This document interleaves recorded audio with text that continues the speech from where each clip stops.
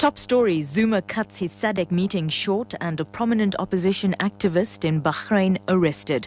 Good morning. President Jacob Zuma has cut short his visit to Mozambique, where he was attending the SADC summit to attend to pressing domestic issues. This follows the death of 45 people at the Lonmin mine at Marikana near Rustenburg. Zuma has asked his regional peers to excuse him from the meeting. Ntebo Mokobo reports. South Africa is still coming to terms with the death of dozens of people, including police officers, in a violent protest at a mine in Rustenburg. This has forced President Jacob Zuma to cut short his appearance at the Maputo SADC summit. The president has since asked to be recused from the meeting.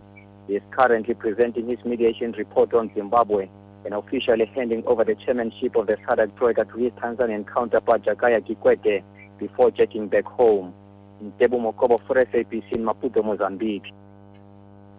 Reaction and analysis is being received following yesterday's shooting at the Lonmin mine in Marikana. The General Secretary of COSATU, Zwelinzima Vavi, says he regrets the loss of life. He says any form of violence must be condemned. He adds that COSATU was not in any way involved with either the strike action or the violence that has occurred in the area over the past week. Vavi also says that as COSATU, they took up the issue of the rock drillers under the leadership of the NUM with the Chamber of Mines.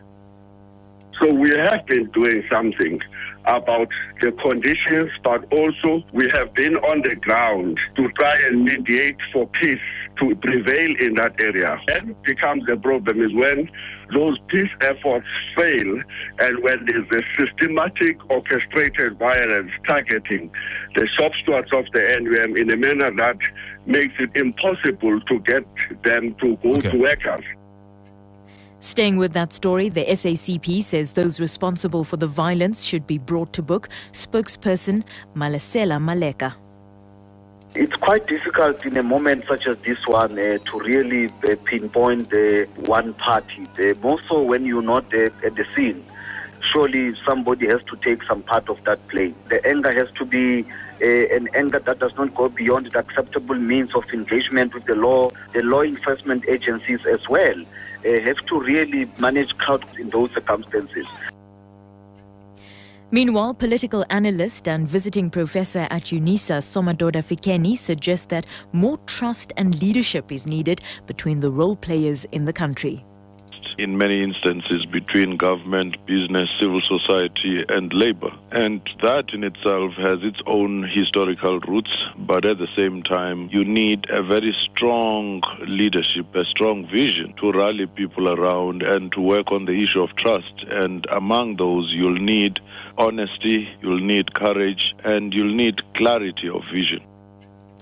In other news, Trade and Industry Deputy Minister Elizabeth Tabete has called for the establishment of a fully fledged women's empowerment agency to complement the work of the Women's Ministry. She was addressing women attending a 2-day Women Empowerment Conference in Durban. The conference has brought together women from all corners of the province to share ideas on how they can get into mainstream of the economy. Tabete says such an agency should operate like the National Youth Development Agency. We need to have an economic development agency for women. There's nothing that is dedicated to the women of South Africa. To say this is a fully fledged structure that will assist you, and to me it's wrong. Further afield, a prominent opposition activist in Bahrain has been sentenced to 3 years in jail for anti-government protests in the Gulf state. Nabil Rajab had been in custody since June for allegedly insulting the Sunni community on Twitter. Rajab's imprisonment has been criticized by the United States and Britain. The BBC's Kim Gattaz reports. The State Department said it was deeply concerned by the sentence. The British Foreign Office also said that freedom of expression must be respected, but added that opposition activists must also ensure their words and actions do not incite violence.